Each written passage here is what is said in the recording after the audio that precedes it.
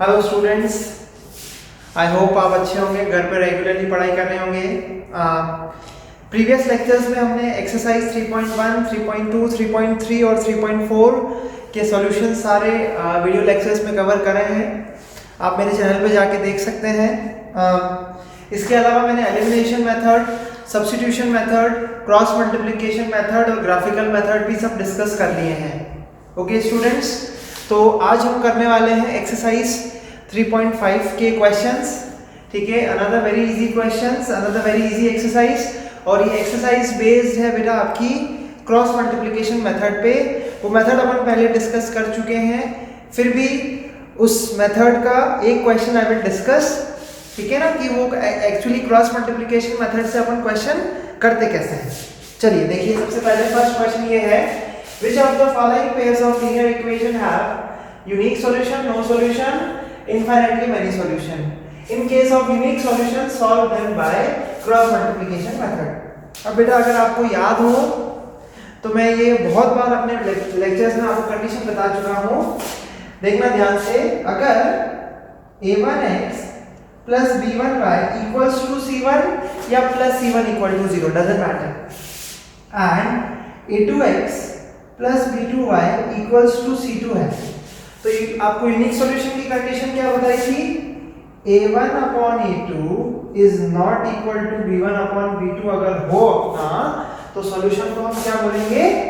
Unique. समझ गए? अच्छा, फिर इनफाइनाइटली मेनी सॉल्यूशन की कंडीशन क्या है? a1 upon a2 equal to b1 upon b2 equal to c1 upon c2, where a1 b1 c1, a1 b1 a2 b2 अपने क्या है बेटा?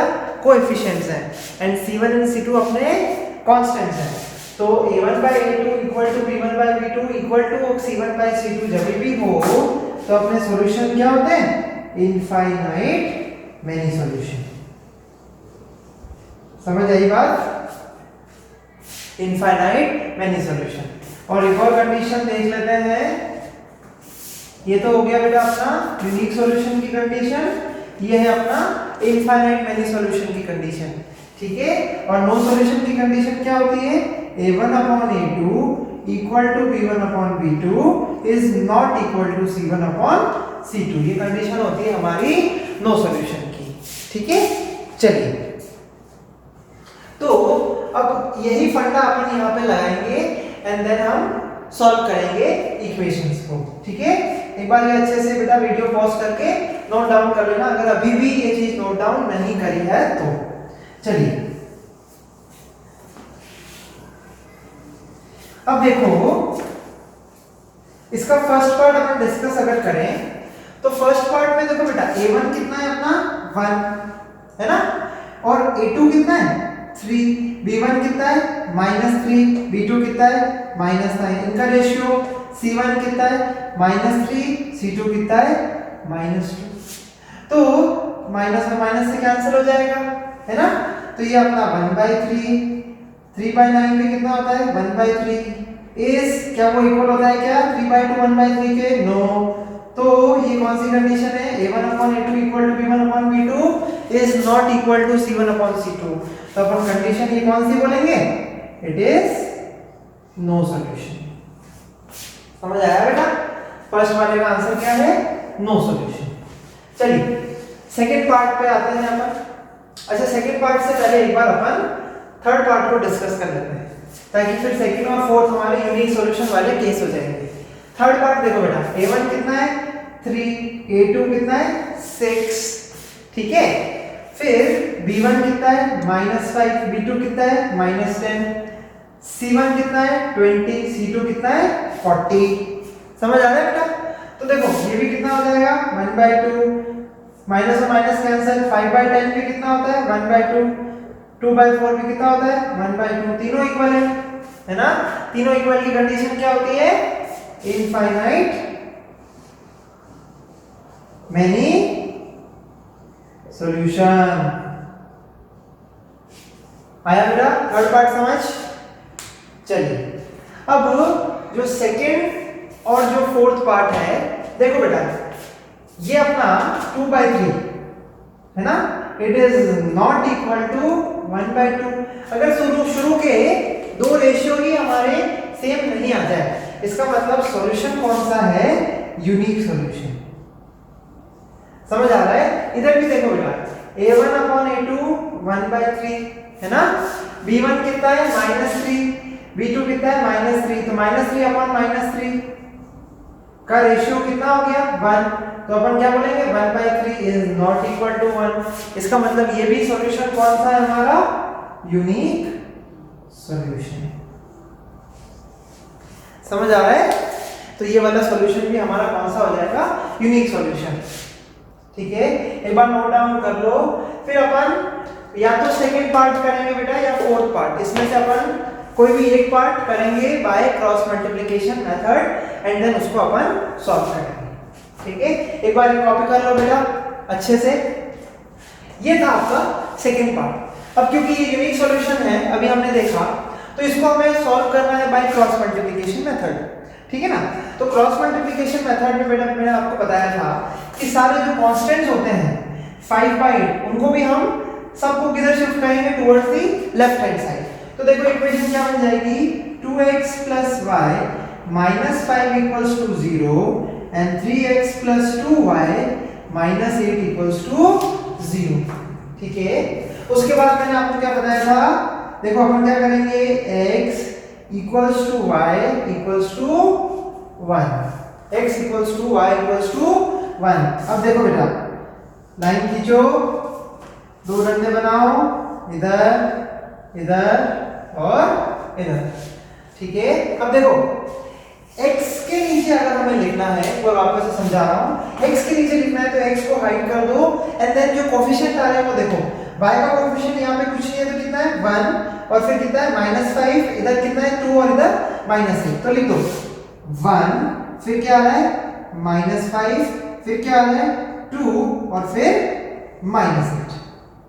ठीक है, अब y के लिए लिखना है तो y को हाइड कर दो, स्ट्रेट फॉरवर्ड चलना है, पीछे नहीं आना है, तो -5 -8 फिर कितना है 2 3, y को हाइड किया, फिर क्या आया -5 फिर -8 फिर 2 और फिर 3। अब कांस्टेंट के लिए लिखना है तो कांस्टेंट को हाइड कर दो, ये रहा हमारा कांस्टेंट -5 -8। ठीक है ना, ये ऐसे चलता है बेटा, ये ऐसे बार बार, तो -5 -8 को हाइड कर दिया। ठीक है, क्या नंबर आया सबसे पहले 2, फिर y का कोफिशिएंट 1 फिर 3 और फिर 2, तो हो गया हमारा 2 फिर 1 फिर 3 और फिर 2। ठीक है, बस अब इसको हमें सॉल्व करना है। ठीक है, देखो बेटा सॉल्व कैसे करते हैं, x अपॉन, देखो सबसे पहले ये मल्टीप्लाई होता है -8 × 1, -8 × 1 कितना होता है -8, फिर बीच में साइन आता है माइनस का, और फिर 2 × -5, 2 × -5 कितना होता है -10 इक्वल्स टू y अपॉन ये -5 × 3 कितना होता है -15, फिर वापस माइनस साइन आता है और -8 × 2 इज -60। समझ आ रहा है? फिर इक्वल टू 1 अपॉन 2 × 2, 2 × 2 कितना होता है बेटा हमारा 4, माइनस 3 × 1, 3 × 1 इज 3। आई होप यहाँ तक थिंग्स क्लियर है बेटा। तो देखो x अपॉन -8 और माइनस और minus plus 10 equals to y upon -15 minus और minus plus 16 equals to 1 upon 4 - 3 is 1। समझ आया? देखो तो ये अब तो क्वेश्चन सॉल्व हो गया। x upon 10 - 8 is 2, y upon 16 - 15 is 1 equals to 1 upon 4 - 3 is 1, 1 upon 1 is 1। ठीक है, बस अब x के कोफिशिएंट को 1 से इक्वेट करना है, y को 1 से इक्वेट करना है, आपका क्वेश्चन सॉल्व हो जाएगा। तो देखो बेटा x upon 2 equals to 1 and y by 1 equals to 1। तो यहां से 2 को इधर शिफ्ट करो तो x की वैल्यू कितनी मिल गई हमें 2, x की वैल्यू इज 2। 1 को इधर शिफ्ट करो, y की value is 1। I hope children question number 1 जो था उसका जो सेकंड पार्ट है दैट इज जिसका हमारा यूनिक सॉल्यूशन था वो सॉल्यूशन आपको समझ आया। ठीक है, अब इसका जो फोर्थ पार्ट है वो आप खुद से कोशिश करेंगे और अगर आपको फिर प्रॉब्लम आए तो आप पूछ सकते हैं, नोट डाउन कर सकते हैं। आप लोग वीडियो पॉज करके नोट डाउन कर लीजिए। तो चलिए नाउ अपन सेकंड क्वेश्चन का फर्स्ट पार्ट डिस्कस करते हैं। क्वेश्चन क्या बोल रहा है, देखो, for which value of a and b does the following pair of linear equation have infinite number of solutions. और इसने अपने को इक्वेशन दे रखी है, इक्वेशन ये है 2x + 3y = 7, a - bx + a + by = 3a + b - 2। अब देखो बेटा, इनफाइनाइट नंबर ऑफ सॉल्यूशंस, तो मैंने आपको पहले भी बताया अपन को a और b की वैल्यू निकालनी है और इसने बोल दिया कि जो आपके सॉल्यूशंस हैं वो इनफाइनाइट नंबर ऑफ सॉल्यूशंस हैं। ठीक है, तो इनफाइनाइट नंबर ऑफ सॉल्यूशन की पहले अपन कंडीशन लगा देते हैं। कंडीशन क्या होती है इनफाइनाइट नंबर ऑफ सॉल्यूशन की, a1/a2 = b1/b2 = c1/c2। मान के चलेगा बेटा, ये बहुत इंपॉर्टेंट क्वेश्चन है और इसके एग्जाम में आने के पूरे चांसेस हैं। ठीक है ना, 3 मार्क्स में it is very important question for 3 marks. ठीक है, आता ही आता है। तो देखो, अब a1 कितना है अपना, x का कोफिशिएंट कितना है 2 अपॉन a2 कितना है, यहाँ पे x का कोफिशिएंट कितना है a - b equals to b1 कितना है, y का कोफिशिएंट 3, b2 कितना है, इधर y का कोफिशिएंट कितना है a + b equals to c1 कितना है, ये पूरा, सॉरी c1 कितना है इधर 7 और c2 कितना है ये पूरा 3a + b - 2। अब देखो ऐसे केसेस में हम क्या करेंगे, अब अपने पास 3 पेयर इक्वेट करने के लिए, तो या तो अपन इन दोनों को इक्वेट कर लो तो उससे आपको एक इक्वेशन मिलेगी। उसके बाद आप इन दोनों को भी कर सकते हो इक्वेट या इन दोनों को भी इक्वेट कर सकते हो। हमें कुल मिला के देखो अपने वेरिएबल्स हैं बेटा यहाँ पे 2 a और b, तो हमें उसको सॉल्व करने के लिए इक्वेशंस भी 2 ही चाहिए, है ना, उससे ज्यादा हमें इक्वेशन नहीं चाहिए। तो देखो सबसे पहले मैं फर्स्ट और सेकंड को इक्वेट कर रहा हूँ। ठीक है, उससे हमें एक इक्वेशन मिलेगी, देखना 2/a - b equals to 3/a + b। यही है हमारी इक्वेशन, इसको हमें सॉल्व करना है। ठीक है ना, इसको पहले मैं थोड़ा सिंपलीफाई कर देते हैं, क्रॉस मल्टीप्लाई करो तो 2 times of a + b equals to 3 times of a - b। Okay, इसको थोड़ा अच्छे से लिख देते हैं, 2a + 2b equals to 3a - 3b। Okay, 2a को उधर शिफ्ट कर देते हैं, -3b को इधर शिफ्ट कर देते हैं, तो 3a - 2a, 2 उधर शिफ्ट हो जाएगा तो माइनस में हो जाएगा, इक्वल्स टू 2b ऑलरेडी इधर था, -3b इधर लिया है तो क्या बन गया वो +3b, तो 3a - 2a कितना होता है a equals to 5b। It is our equation number 1। समझ आया बेटा? चलो अब या तो आप फर्स्ट और थर्ड को इक्वेट कर सकते हो या सेकंड और थर्ड को इक्वेट करके हमें एक और इक्वेशन निकालनी पड़ेगी। तो चलो अगर अपन सेकंड और थर्ड को इक्वेट क्रॉस मल्टीप्लाई करें, ठीक है ना, सेकंड और थर्ड को, तो देखो ये क्या मिलेगा, सेकंड और थर्ड को मैं कर रहा हूं तो 3 इंटू ये चीज इधर इससे मल्टीप्लाई होगी तो 3a + b - 2 equals to 7 into a + b। समझ आ रहा है? चलो इसको थोड़ा अच्छे से लिख देते हैं, 3 into 3a is 9a + 3b - 6 equals to 7a + 7b। Okay, चलो 7a को इधर शिफ्ट कर दो तो ये अपना क्या बन गया 9a - 7a। ठीक है, प्लस 3b है, 7b को भी इधर शिफ्ट कर दो तो प्लस 3b ये ना, 7b इधर शिफ्ट होगा तो -7b और -6 को उधर शिफ्ट कर रहा हूं मैं तो वो क्या बन गया अपना 6। Okay children, so 9a - 7a is 2a, 3b - 7b is -4b। ठीक है, इक्वल्स टू 6। अब ऐसे केसेस में आप देख लो, इस पूरी इक्वेशन में से अपन इसको थोड़ा और सिंपलीफाई कर सकते हैं। कैसे? पूरी इक्वेशन में से अपन 2 कॉमन लेके कैंसिल हो जाएगा। देखो इधर से अगर 2 कॉमन लिया तो a 2b और ये 6 है, तो 6 2 से 3 हो गया, तो a 2b किसके इक्वल आ गया? 3 के। ओके, तो यहां से अब देखो a की वैल्यू, ये अपनी इक्वेशन नंबर 2 है, ठीक है। फर्स्ट और सेकंड इक्वेशन को सॉल्व करके हमें a और b की वैल्यू निकालनी है। ओके चिल्ड्रन, तो a = 5b यहां पुट कर दो। फ्रॉम फर्स्ट a की वैल्यू कितनी है? 5b यहां पुट कर दो। 5b - 2b किसके इक्वल है? 3, तो 3b किसके इक्वल आया? 3 और 3 कैंसिल, b की वैल्यू कितनी आई? 1। b की वैल्यू 1 आ गई।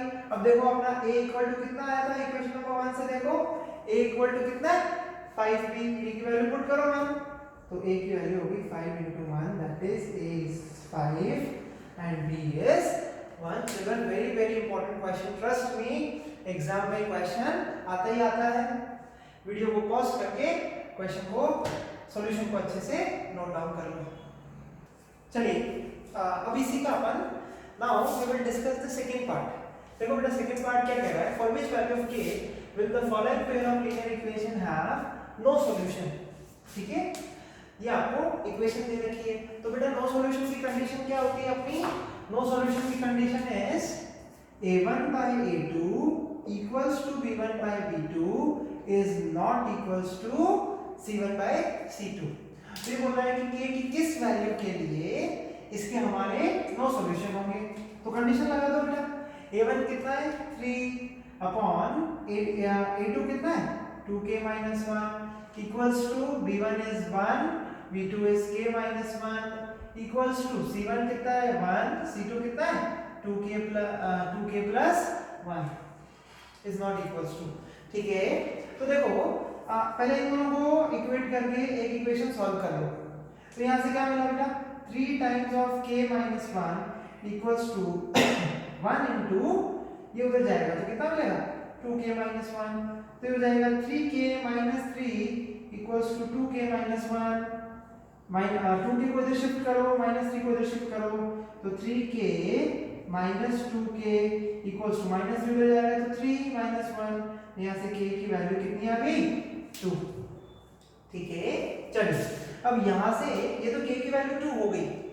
अब ऐसी और वैल्यू निकाल लेते हैं कि k नॉट इक्वल टू किसके इक्वल होगा, तो इन दोनों को इक्वेट कर दो, तो ये क्रॉस मल्टीप्लाई होगा, 1 × 2k + 1 is not equals to 1 × k - 1।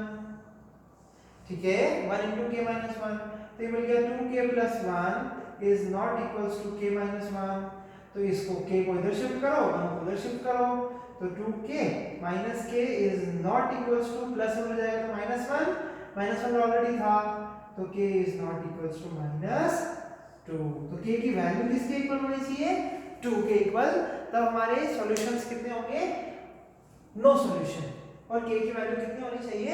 Should be not equal to -2 हो और k इक्वल टू 2 हो, तो k इक्वल टू 2 के लिए हमारा नो सॉल्यूशन कहलाएगा। आई होप आपको समझ आया। चलिए इसके बाद हम क्वेश्चन नंबर 3 डिस्कस करेंगे। एक बार पॉज करके अच्छे से सॉल्यूशंस नोट डाउन कर लो। क्वेश्चन डिस्कस करते हैं। क्वेश्चन नंबर 3, क्या क्वेश्चन है बेटा? Solve the following bye substitution and cross multiplication method. तो सब्स्टिट्यूशन मेथड से मैं आपको नहीं बता रहा सॉल्व करना, क्योंकि वो मैं अपने प्रीवियस लेक्चर्स में काफी सारे क्वेश्चंस हम सब्स्टिट्यूशन मेथड से कर चुके हैं। अपन इसको सॉल्व करेंगे बाय क्रॉस मल्टीप्लिकेशन मेथड। ठीक है, वापस से बता रहा हूं, बेटा देख लेना। तो सबसे पहले क्रॉस मल्टीप्लिकेशन मेथड की पहली कंडीशन क्या होती है? कांस्टेंट्स को उधर शिफ्ट कर दो, तो ये 9 और ये 4 उधर शिफ्ट हो जाएगा, तो इक्वेशन क्या बन गई? 8x + 5y - 9 = 0 and 3x + 2y - 4 = 0। ठीक है, इसके बाद क्या हो जाता है बेटा? x = y = 1, है ना? ठीक है, x = y = 1।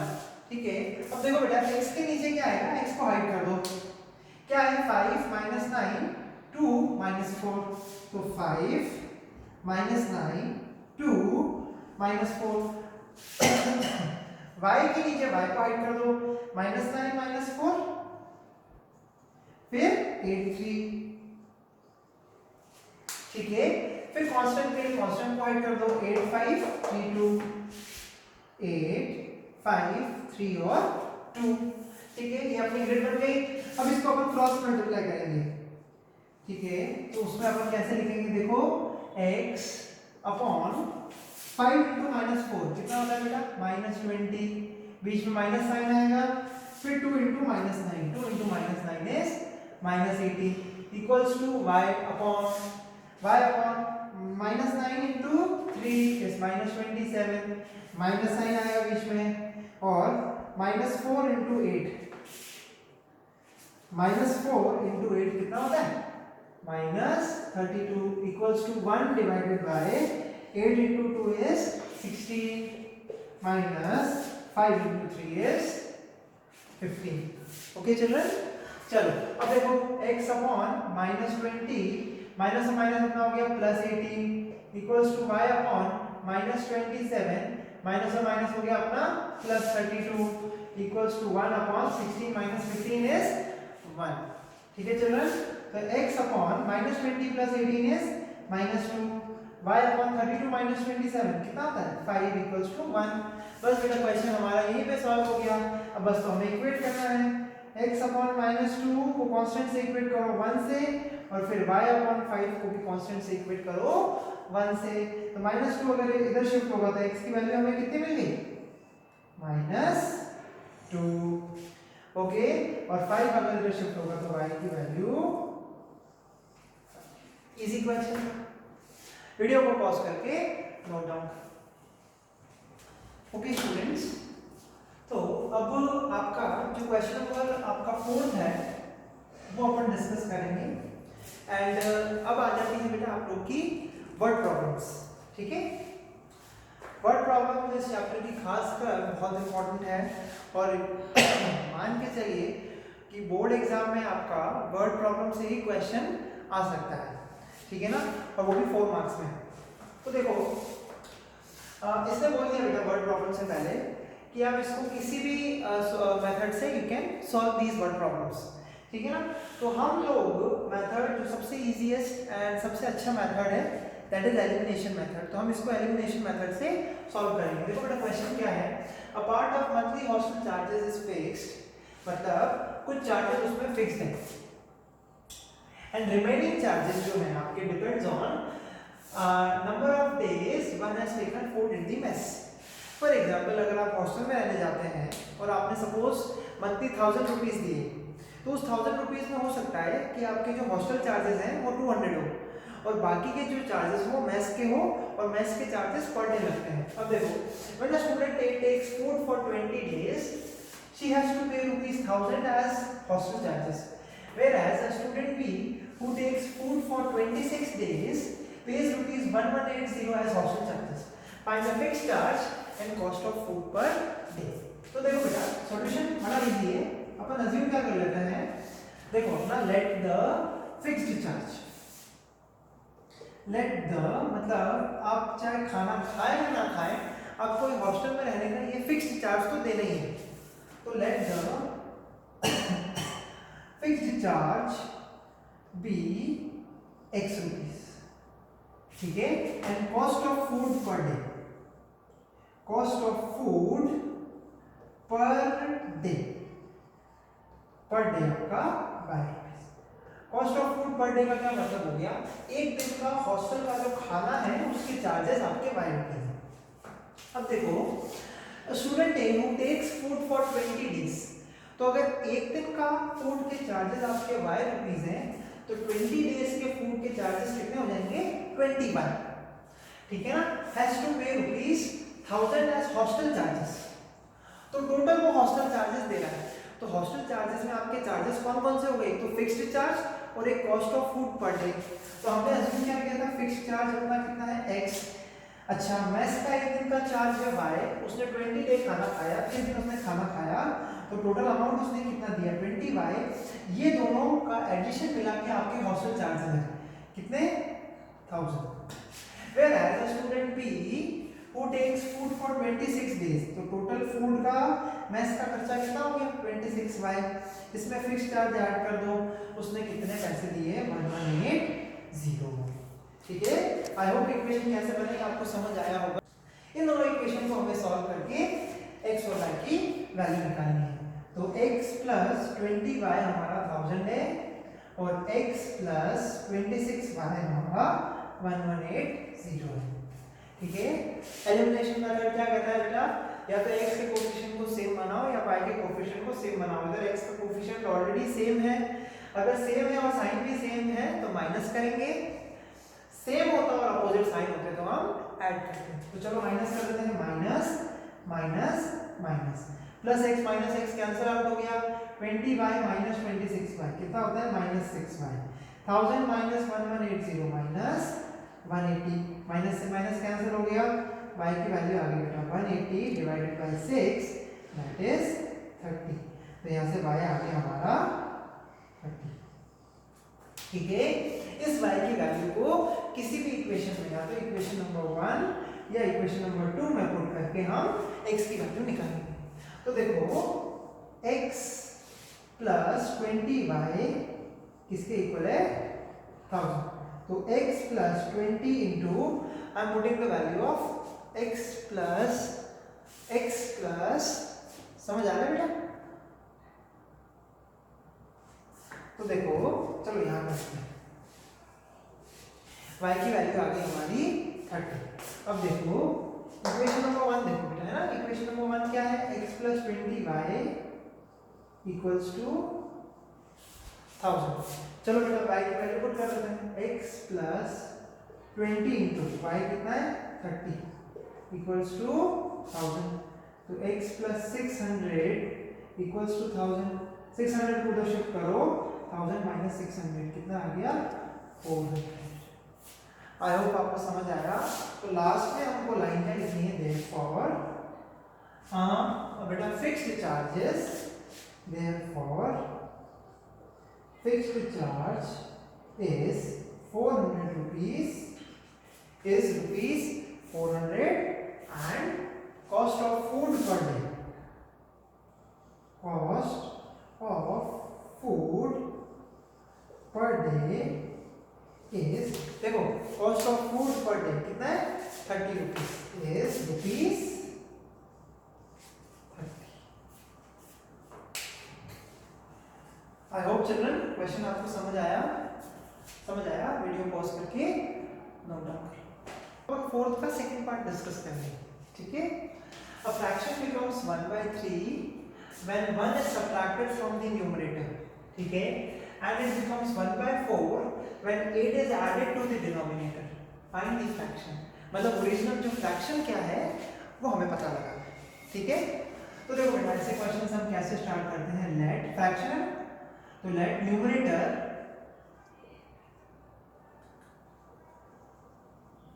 be x and denominator be y। अगर न्यूमरेटर x है डिनोमिनेटर y है तो हमारा फ्रैक्शन कितना हो गया x बाय y, ये हमारा ओरिजिनल फ्रैक्शन है। तो x की वैल्यू निकालेंगे फिर y की वैल्यू निकालेंगे, इस फ्रैक्शन को पुट करेंगे तो हमें ओरिजिनल फ्रैक्शन मिल जाएगा। अब देखो इसमें बोला फ्रैक्शन बिकम्स 1/3, मतलब ये हमारा 1/3 के इक्वल है कब, when 1 is subtracted from the numerator, numerator पहले कितना था x, उसमें से 1 सब्ट्रैक्ट कर दिया, डिनोमिनेटर को कुछ नहीं किया तो डिनोमिनेटर इज अनचेंज्ड। ओके, इसको सॉल्व कर लेते हैं, पहले क्रॉस मल्टीप्लाई करो, ये आपकी फर्स्ट इक्वेशन आएगी, 3 times of x minus 1 equals to y, तो 3x minus 3 equals to y, y को इधर शिफ्ट करो, minus 3 को इधर शिफ्ट करो, 3x minus y equals to 3, ये आपकी इक्वेशन नंबर 1। ठीक है, नेक्स्ट इक्वेशन बनाते हैं, इट बिकम्स 1/4, इट बिकम्स मतलब फ्रैक्शन, फ्रैक्शन कितना किसके इक्वल हो जाएगा 1/4, कब होगा 1/4 के equal, when 8 is added to the denominator, मतलब न्यूमरेटर इस बार कुछ नहीं किया और डिनोमिनेटर हमने क्या ऐड कर दिया 8, पहले y था, y में 8 ऐड कर देंगे तो फ्रैक्शन अपना कितना हो गया 1/। ओके चिल्ड्रन, वापस मल्टीप्लाई करो तो ये जाएगा 4x equals to y plus 8, y को इधर शिफ्ट करो 4x minus y equals to 8, ये आपकी इक्वेशन नंबर 2 हो गई। ओके चिल्ड्रन, 1 एंड 2 इन दोनों इक्वेशन को सॉल्व करके हमें x और y की वैल्यू निकालनी है। चलो फर्स्ट इक्वेशन क्या है हमारी 3x minus y equals to 3, second equation 4x minus y equals to 8। अब देखो बेटा y का कोफिशिएंट हमारा सेम भी है और साइन भी सेम है, तो ऐसे केसेस में हम सब्ट्रैक्ट कर देंगे, तो इधर आ जाएगा माइनस, माइनस का आ जाएगा प्लस, प्लस का हो जाएगा माइनस, तो 3x माइनस 4x किसके इक्वल है minus x, minus y plus y तो हमारा कैंसिल हो गया और 3 माइनस 8 इज माइनस 5, माइनस से माइनस बढ़ा दो, x की वैल्यू कितनी मिल गई हमें 5। x की वैल्यू को किसी भी इक्वेशन में पुट करके y की वैल्यू निकालो। सपोज फर्स्ट इक्वेशन में पुट कर देते हैं 3x minus y equals to 3, तो 3 into 5 minus y equals to 3, 15 minus y equals to 3। Okay children, तो यहाँ से क्या मिल गया 3 को इधर शिफ्ट करो 15 माइनस 3 और माइनस y उधर शिफ्ट हो जाएगा तो क्या हो जाएगा y, तो y की वैल्यू कितनी आ गई अपनी 12। इसका मतलब बेटा x हमारा 5 है, y की वैल्यू 12 है, तो हम बोल सकते हैं क्या देयरफॉर फ्रैक्शन इज, फ्रैक्शन हमने क्या अज्यूम किया था x बाय y, ठीक है, तो x हमारा कितना है 5 अपॉन y कितना है 12, ये हमारा ओरिजिनल फ्रैक्शन हो गया। वीडियो पॉज करके समझ के अच्छे से कॉपी करना। Okay children, now we will discuss the third part of this question number 5. Okay, third part is Yash scored 40 marks in a test, getting 3 marks for each right answer and losing 1 mark for each wrong answer. Okay, had 4 marks been awarded for each correct answer and 2 marks deducted for each incorrect answer, then Yash would have scored 50 marks. How many questions were there in the test? Okay, how many questions were there in the test, मतलब क्या हो गया हमें correct answer उसने कितने attempt मारे, incorrect answer कितने attempt मारे वो निकालने हैं। करेक्ट प्लस इनकरेक्ट का अगर हमने एडिशन कर दिया तो हमें टोटल नंबर ऑफ क्वेश्चंस पता चल जाएंगे, है ना, इन द टेस्ट। तो अपन अज्यूम कर लेते हैं, देखो let number of correct answers attempted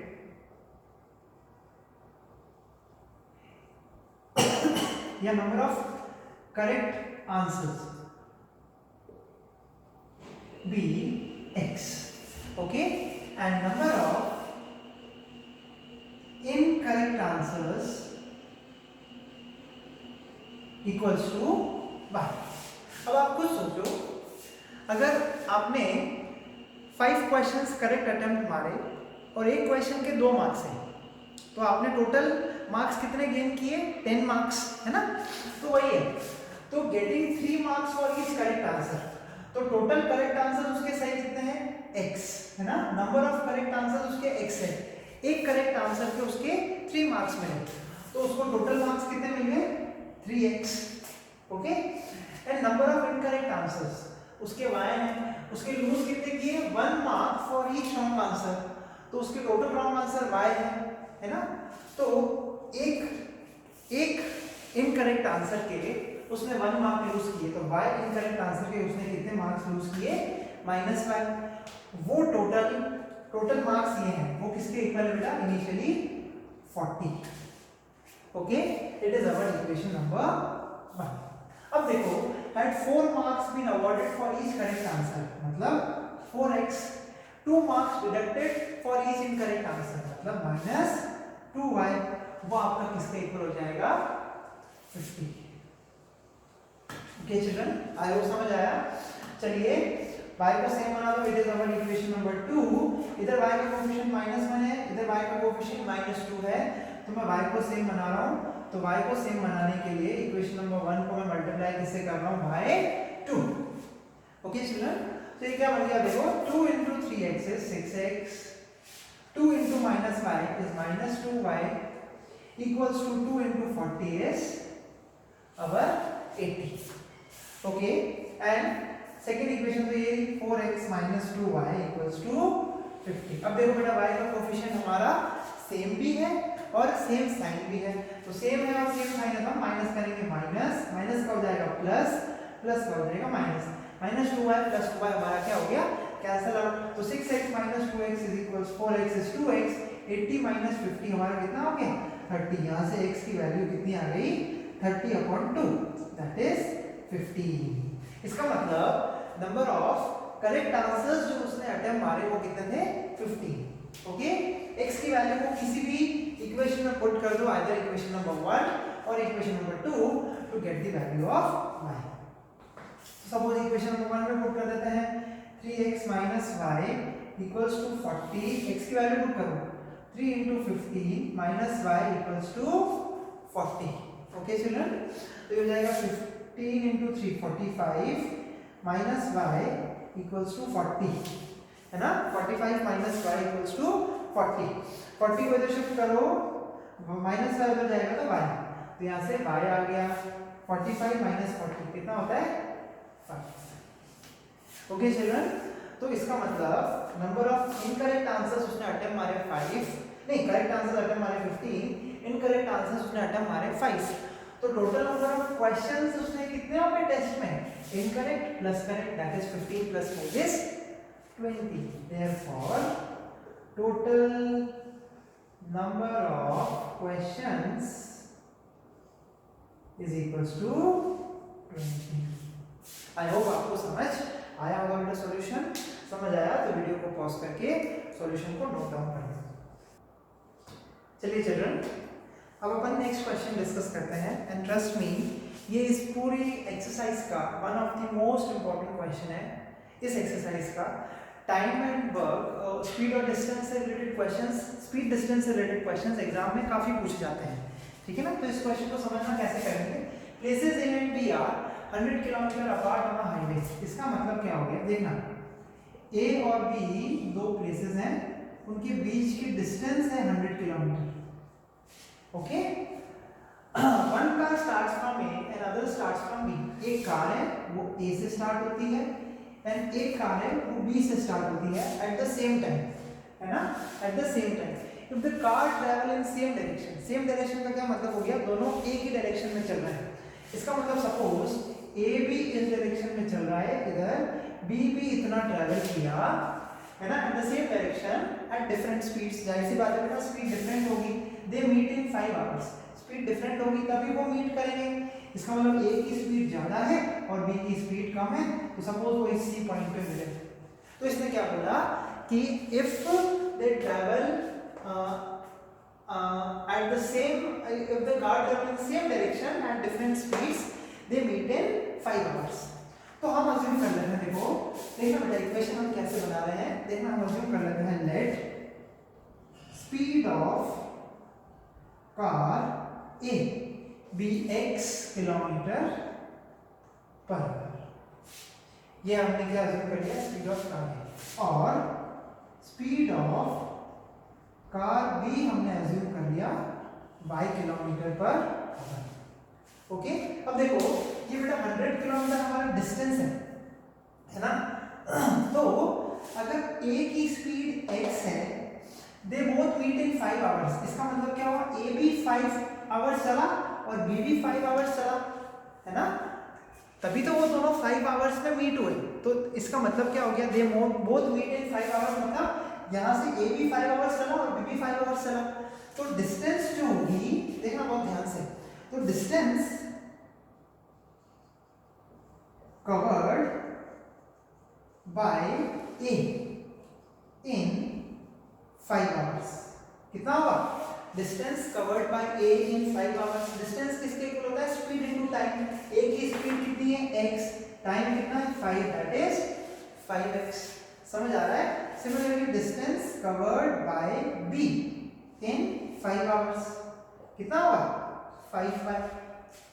समझ आ रहा है. तो देखो इसका मतलब a ने डिस्टेंस कितना ट्रैवल किया 5x और b ने कितना डिस्टेंस ट्रैवल किया 5y। तो बेटा यहाँ से हम एक इक्वेशन नहीं बना सकते क्या? बिल्कुल बना सकते हैं। देखो 5x की टोटल डिस्टेंस है, इसमें से अगर मैंने 100 माइनस कर दिया, ये 5x है, इसमें से 100 माइनस कर दिया तो 5y बच गया। या फिर यूं समझ लो 5x is equals to 100 plus 5y। समझ आ रहा है ना? देखो ये टोटल डिस्टेंस कितनी हमारी 5x है, तो वो किस किस से मिलके मिली है? इसकी 100 प्लस 5y। तो इसका मतलब 5x is equals to 100 plus 5y। 5y को उधर शिफ्ट करो, 5x minus 5y equals to 100। ये हमारी फर्स्ट इक्वेशन बन गई। अच्छा इधर से 5 कॉमन है बेटा, x minus y equals to 100। ये 100 से 5 डिवाइड होगा तो कितना बच गया? 20। तो first equation is x minus y equals to 20। Very very important question, trust में चलो। अब देखो if they travel towards each other मतलब अब दोनों ऐसे ट्रैवल कर रहे हैं तो इसकी देखो अपना फिगर कैसे बनेगा? ये a ये b। अब if they travel towards each other, इसका मतलब a ऐसे आ रहा है और b ऐसे आ रहा है, ठीक है? तो दे मीट इन 1 आवर, तो दे मीट इन 1 आवर, इसका मतलब ए बी कितना ट्रैवल हुआ? 1 आवर, और बी भी मतलब ए दे मीट इन 1 आवर, इसका मतलब क्या हो गया कि ए बी 1 घंटा चला और बी भी 1 घंटा चला, ठीक है? तो सपोज वो इस पॉइंट पे मीट हुए, तो अगर a की स्पीड x है और टाइम अपना 1 आवर है, तो डिस्टेंस इसने कितना ट्रैवल किया? 1x। इसने डिस्टेंस कितना ट्रैवल किया? 1y। और ये a और b के बीच की टोटल डिस्टेंस अपनी कितनी है? 100। तो यहां से हमारी दूसरी इक्वेशन आ गई x plus y equals to 100। ये हमारी इक्वेशन नंबर 2 है, ठीक है? अब इक्वेशन 1 और इक्वेशन 2 को सॉल्व करके हमें x और y की वैल्यू निकालनी है। तो देखो फर्स्ट इक्वेशन हमारी है x minus y equals to 20, second equation है x plus y equals to 100, ठीक है? इन दोनों इक्वेशन को सॉल्व करना है। y का कोएफिशिएंट सेम है विद अपोजिट साइन, तो हम ऐड कर देते हैं। तो 2x equals to 20 plus 100 is 120। यहाँ से x की वैल्यू हमें मिल गई 120 divided by 2 that is 60 kilometre per hour. ये हमारी स्पीड किसकी आ गई? x की, ओके? अब x की वैल्यू को किसी भी इक्वेशन में पुट करके y की वैल्यू निकालना। सपोज हमने सेकंड इक्वेशन में पुट करी तो 60 प्लस y इक्वल्स टू 100, 60 को उधर शिफ्ट करो, y की वैल्यू यहाँ से आ गई 40 kilometre per our. I hope आपको कॉन्सेप्ट समझ आ गया। तो हम यहाँ से क्या लिख सकते हैं? therefore speed of x equals to, या speed of a equals to 60 kilometer per hour and speed of b equals to 40 kilometer per hour। बहुत इंपॉर्टेंट क्वेश्चन है बेटा, अच्छे से देखो, अच्छे से इसको नोट डाउन करो, एग्जाम में इसके आने के पूरे चांसेस हैं। वीडियो को पॉज करके अच्छे से समझो एंड देन नोट करो। चलिए बेटा लास्ट क्वेश्चन इसका डिस्कस कर लेते हैं। The area of a rectangle gets reduced by 9 square units if length is reduced by 5 and breadth is increased by 3. Okay, if we increase length by 3 units and breadth by 2 units, area increases by 67. Okay, find the dimensions of the rectangle. तो rectangle में dimensions क्या होते हैं? Let अपन assume कर लेते हैं बेटा length of rectangle is equals to x and breadth of rectangle upon assume कर लेते हैं y units, ठीक है? तो अगर लेंथ x है ब्रेड्थ y है तो रेक्टेंगल का एरिया कितना हो जाएगा? Length into breadth that is xy। अब देखो इसने क्या बोला?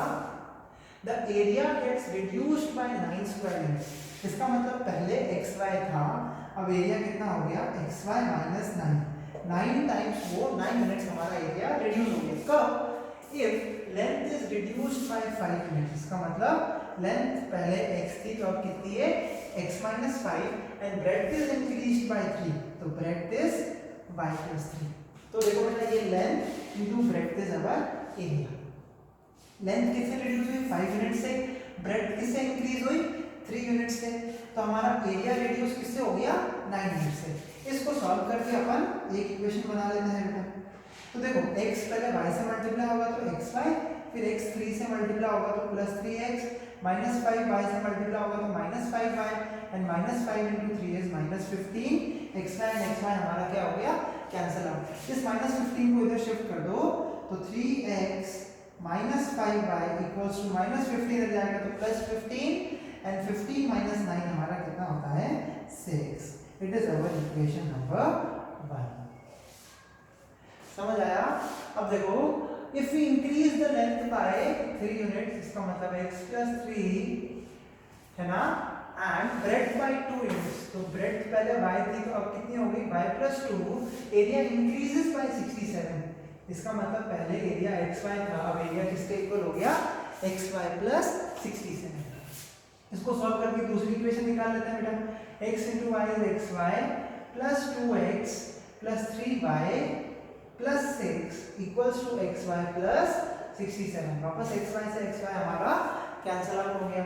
6 को उधर शिफ्ट कर दो तो 2x प्लस 3y, 67 में से 6 माइनस हो गया तो कितना बचा 61। It is our equation number 2। Equation number 1 और इक्वेशन नंबर 2 को हमने सॉल्व करके x और y की वैल्यू निकालनी है। तो देखो बेटा, इक्वेशन नंबर 1 हमारी है 3x minus 5y equals to 6। Equation number 2 है 2x plus 3y equals to 61। इन दोनों इक्वेशन को हमें सॉल्व करके x और y की वैल्यू निकालनी है। तो देखो, या तो बेटा x को सेम बना दो या फिर y को सेम बना दो, ठीक है। तो जब अगर अपन x को सेम बनाएं तो इसको मल्टीप्लाई कर देते हैं बाय 2 से, इसको मल्टीप्लाई कर देते हैं बाय 3 से। तो देखो इक्वेशन क्या बन गई बेटा अपनी 3x इंटू 2 कितना होता है बेटा हमारा 6x, ठीक है। Minus 5y into 2 is minus 10y equals to 6 into 2 किसके इक्वल हो जाएगा हमारा 12, ठीक है। फिर 3 इंटू 2 वापस हमारा कितना हो गया 6x, 3 इंटू प्लस 3y कितना हो गया बेटा ये प्लस 9y, और 61 इंटू 3 ये हो जाएगा अपना 183, ठीक है। अब देखो x के कोफिशिएंट सेम है, साइन भी सेम है, तो माइनस कर देंगे माइनस माइनस माइनस, ये कैंसिल हो गया। Minus 10y minus 9y is minus 19y, and 12 minus 183 में से बेटा 12 चला गया तो ये हो गया माइनस का 171। Minus and minus got cancel out, यहाँ से y की वैल्यू मिल गई 171 अपॉन 19, है ना। 171 अपॉन 19 कितने टाइम्स जाएगा 9 टाइम्स। ओके चिल्ड्रन, क्वेश्चन को मैं इरेज कर रहा हूं। तो देखो हमें बेटा यहाँ से y की वैल्यू मिल गई, y की वैल्यू कितनी मिल गई 9, ठीक है। अब y की वैल्यू 9 आप किसी भी ओरिजिनल इक्वेशन में पुट करके x की वैल्यू निकाल दो। तो सपोज अपन ने सेकेंड इक्वेशन में पुट कर दिया 2x, किसी भी इक्वेशन में पुट कर सकते हैं, प्लस 3y इक्वल्स टू 61, तो 2x plus 3 into 9 equals to 61, okay. तो ये जाएगा 2x प्लस 27 इक्वल्स टू 61, 27 को उधर शिफ्ट करो तो 2x इक्वल्स टू 61 माइनस 27, 61 में से 27 चला गया तो कितना बच गया बेटा अपना 34, ठीक है। तो यहां से x की वैल्यू आ गई हमारी 34 अपॉन 2। तो हम लास्ट में लाइन क्या लिख सकते हैं, therefore length of rectangle is x कितना है 17 यूनिट्स, ठीक है। Length of rectangle is 17 units and breadth of rectangle is 9 units. I hope children आपको ये क्वेश्चन और ये एक्सरसाइज अच्छे से समझ आई होगी। अच्छे से वीडियो पॉज करके लिख लो, कॉपी में नोट डाउन कर लो, अच्छे से करना बेटा एक्सरसाइज, बड़ी इजी एक्सरसाइज है। अगर वीडियो अच्छी लगी तो प्लीज़ इसको लाइक करें, शेयर करें एंड सब्सक्राइब करें। Thank you so much.